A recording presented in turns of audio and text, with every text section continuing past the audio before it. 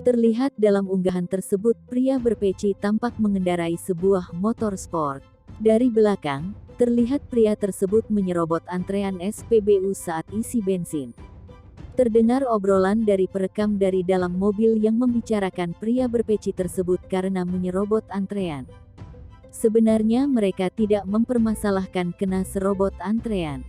Wanita yang berada di mobil itu pun merasa kasihan kepada pemotor sehingga mempersilakan untuk masuk ke antrean mobil.